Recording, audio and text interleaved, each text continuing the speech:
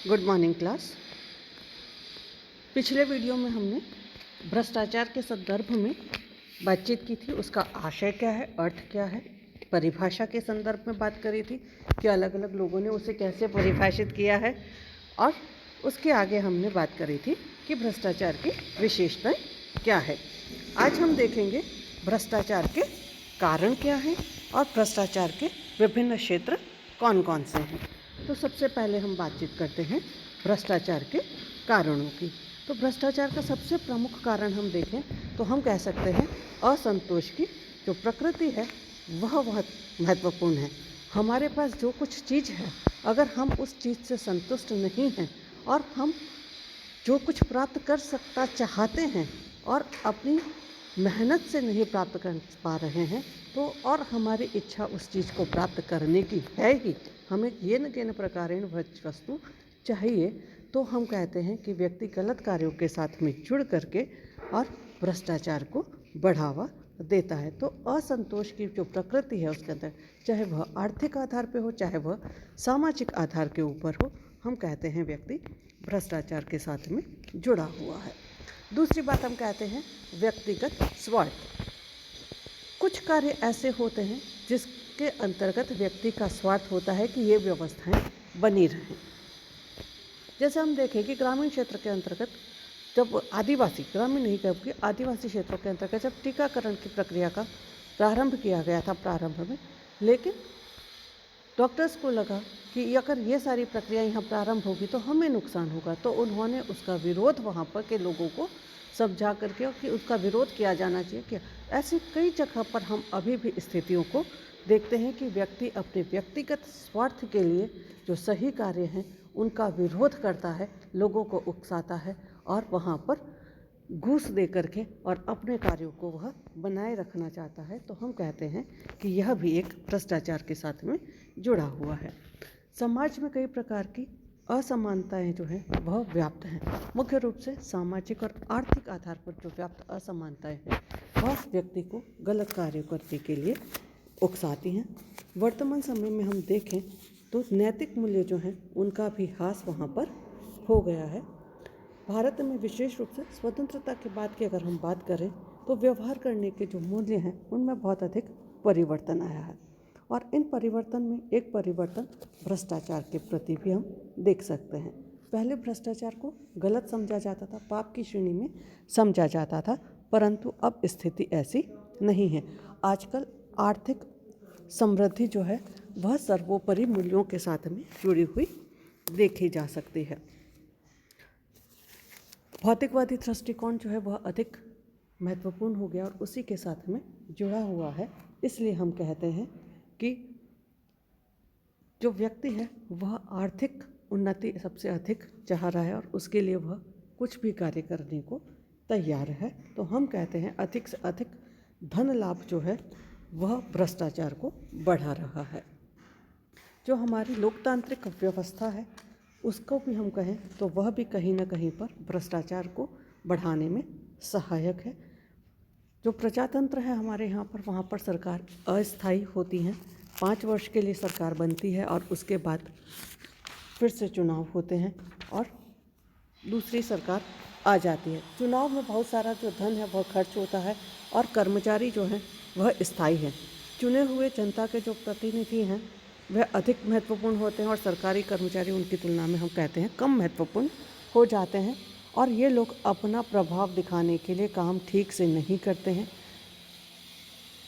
जनता चुनाव में बहुत अधिक पैसा भी खर्च होता है, तो उस पैसे की भरपाई के लिए भी यह भ्रष्टाचार के साथ में जुड़े होते हैं। किसी न किसी रूप में गलत कार्य को करके उस व्यक्ति को लाभ, अपने लोगों को लाभ पहुंचाने के लिए गलत कार्य को करके और भ्रष्टाचार को ये बढ़ावा देते हैं। इस कारण से हम देखें तो शासन तंत्र जो है, हमारा प्रशासनिक तंत्र जो है, उसके अंतर्गत भ्रष्टाचार देखा जा सकता है।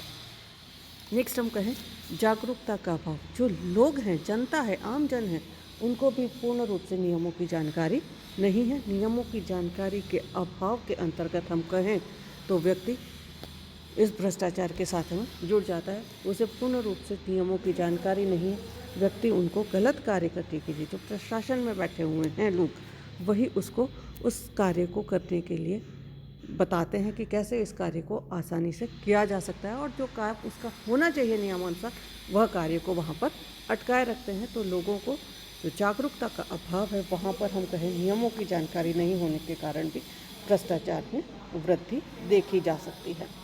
नेक्स्ट हम कहते हैं प्रभावी कानून की कमी। जो कानून व्यवस्था हमारे यहाँ पर है वह बहुत अधिक प्रभावी नहीं है। कानूनों का जो आधार हम कहें वह बहुत अधिक प्रभावी नहीं है। न्याय मिलने के अंतर्गत व्यक्ति को बहुत अधिक समय वहाँ पर लग जाता है, और इस कारण से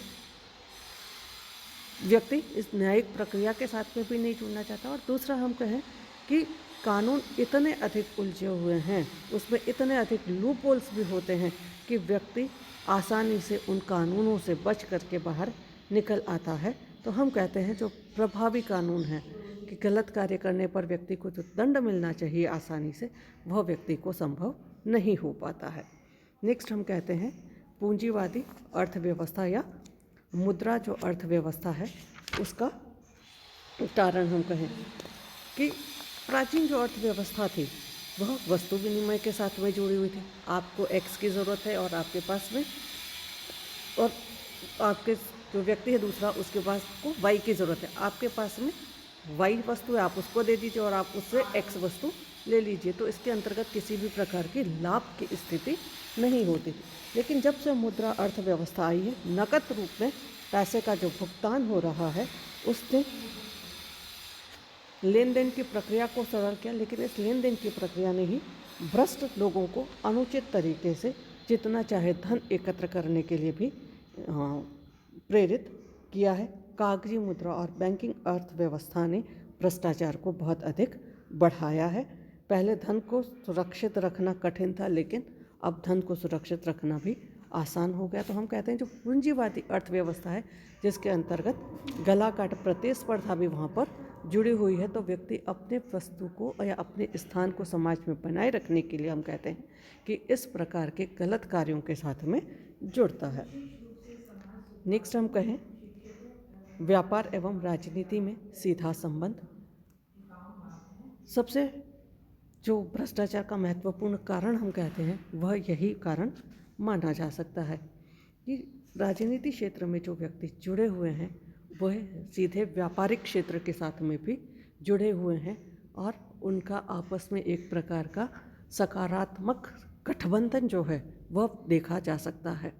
उनको लाभ पहुंचाने के लिए गलत नियम बन रहे हैं, गलत प्रक्रियाएं काम में ले रही हैं। तो हम कहते हैं कि व्यापार और राजनीति के बीच में जो गठबंधन है वह गठबंधन कहीं ना कहीं भ्रष्टाचार को बहुत अधिक प्रेरित करता है।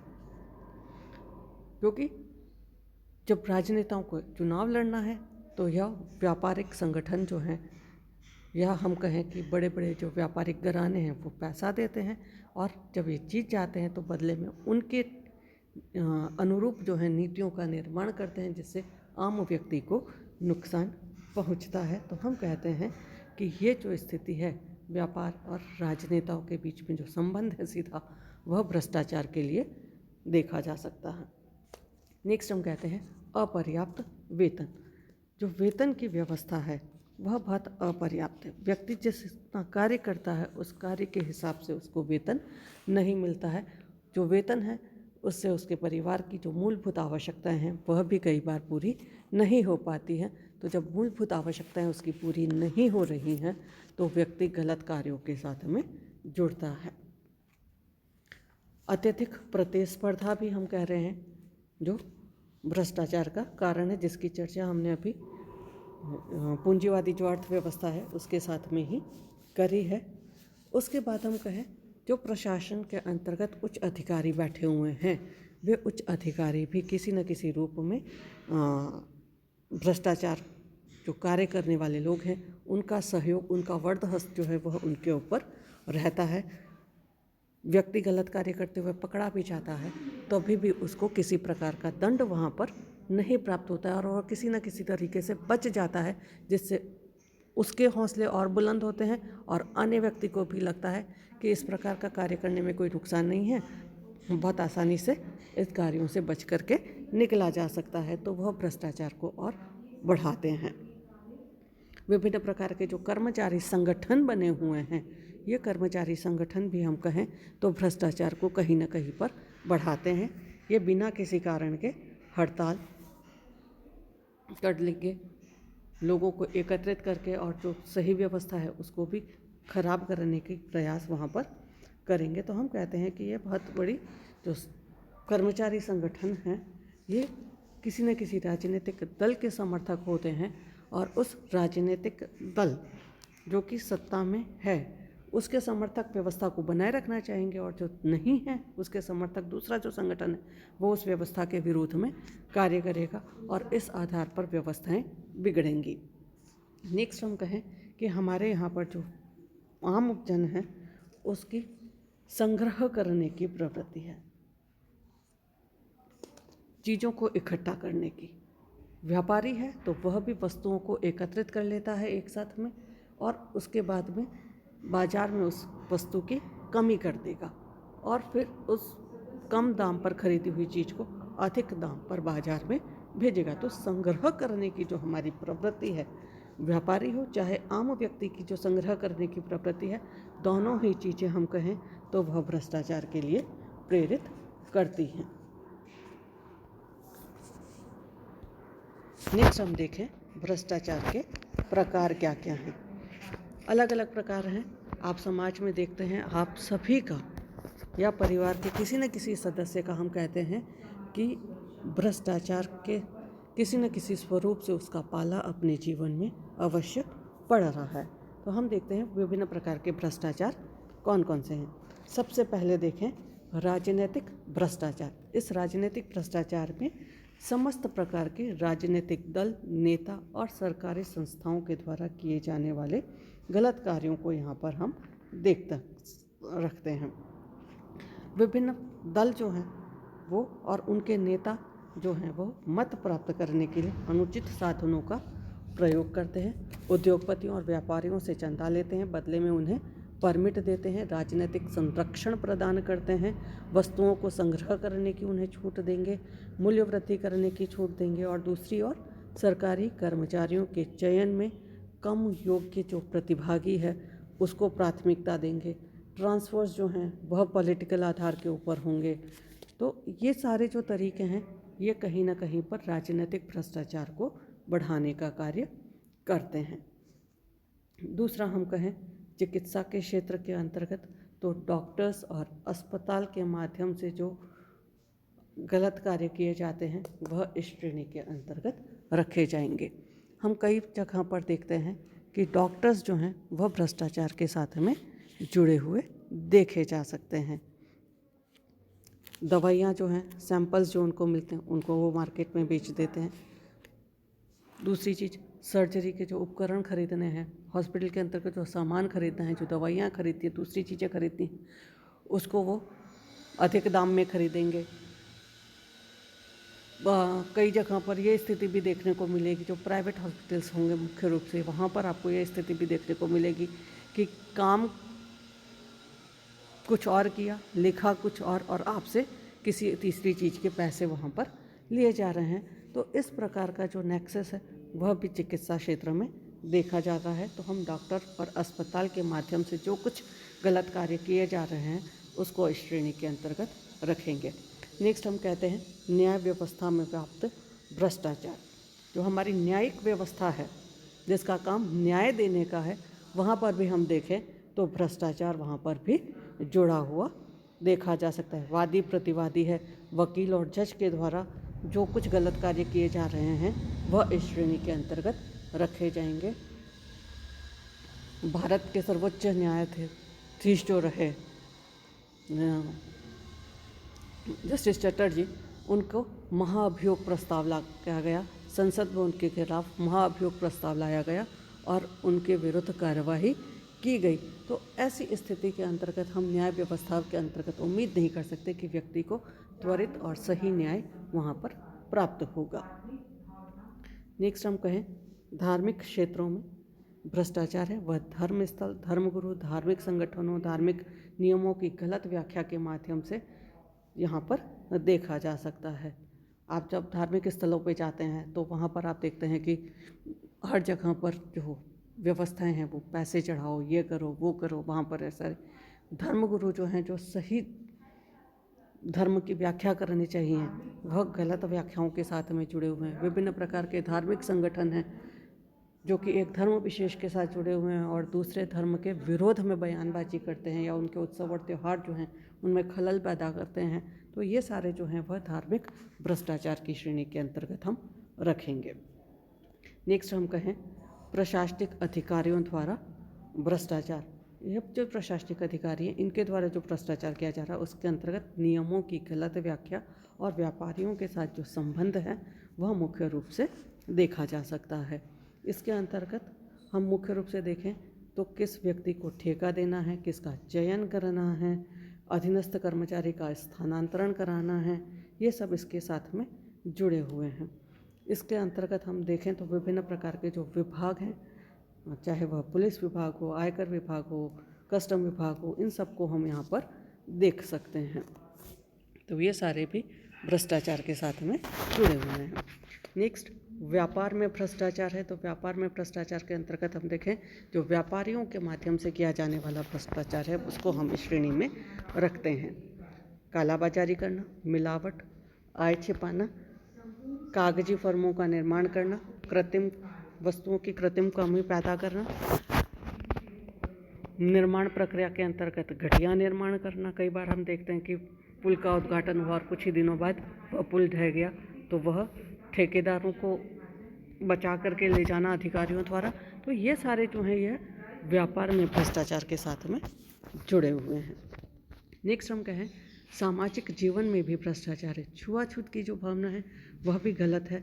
मादक द्रव्यों के सेवन के साथ में है, अवैध संबंधों हैं, दहेज प्रथा है या अन्य प्रकार की जो कुप्रथाएं हैं, इनको रोकने के लिए जो प्रयास करने वाले अधिकारी हैं या जिनको करने चाहिए वह भी भ्रष्टाचार के माध्यम से छूट जाते हैं करके गलत कार्यों को। तो वहाँ पर भी हम देखें तो सामाजिक जीवन में भी भ्रष्टाचार है। नेक्स्ट शैक्षणिक संस्थानों में भी भ्रष्टाचार है। नकल करवाना, ट्यूशन के लिए विद्यार्थियों पर दबाव बनाना, नंबर बढ़ाने के लिए पैसे ले लेना, कम वेतन देकर के अधिक पर हस्ताक्षर कराना, ये शैक्षणिक क्षेत्र के अंतर्गत विभिन्न प्रकार के भ्रष्टाचार हम देख सकते हैं। पुलिस और स्थानीय प्रशासन के अंतर्गत भ्रष्टाचार की स्थिति को हम आए दिन अखबारों में देखते रहते हैं कि आप रिपोर्ट लिखाने गए, पुलिस ने रिपोर्ट नहीं लिखी, गलत रिपोर्ट लिखी है या दूसरे और जो कारण है उस किसी और का प्रभाव या दबाव वहाँ पर आया है और वो आपको कुछ और गाप करने के लिए लिखा रहे हैं, कुछ और दबाव डालने के लिए। तो इस प्रकार की जो व्यवस्थाएं हैं वह पुलिस के माध्यम से देखी जा सकती है। नेक्स्ट खेल के क्षेत्र में भ्रष्टाचार। तो वर्तमान समय में देखा जाए तो खेल के क्षेत्र में भी बहुत अधिक भ्रष्टाचार व्याप्त है। किस व्यक्ति को लेना है, किसका चयन करना है, किसका नहीं करना है। अगर खेल बोर्ड के अधिकारी को देखें तो उनका खेलों से ज़्यादातर का दूर दूर तक कोई संबंध नहीं है। अधिकतर खेल बोर्ड के ऊपर देखा जाए तो राजनेताओं का दबाव वहाँ पर देखा जा सकता है और ये चाहते हैं कि किस व्यक्ति को लिया जाए और किस व्यक्ति को नहीं लिया जाए। तो खेल के क्षेत्र के अंतर्गत किस खिलाड़ी को भेजा जाएगा, नहीं भेजा जाएगा, उस खिलाड़ी के साथ कौन लोग जाएंगे। अगर आप देखें तो ओलंपिक जो हुए या भारत के अंतर्गत जो राष्ट्रमंडल खेल हुए थे उसके अंतर्गत बहुत सारा भ्रष्टाचार जो है वहाँ पर देखा गया है। तो इस प्रकार हम देखें तो जितने भी जीवन के आप क्षेत्र देख सकते हैं, आपके जीवन के साथ में, समाज के साथ में जुड़े हुए क्षेत्र, हर प्रकार के क्षेत्र के अंतर्गत भ्रष्टाचार वहाँ पर देखा जा सकता है। तो ये था भ्रष्टाचार के कारण और उसके प्रकार। नेक्स्ट वीडियो में देखेंगे इसके परिणाम क्या और किस प्रकार इसकी हम रोकथाम कर सकते हैं। Thank you.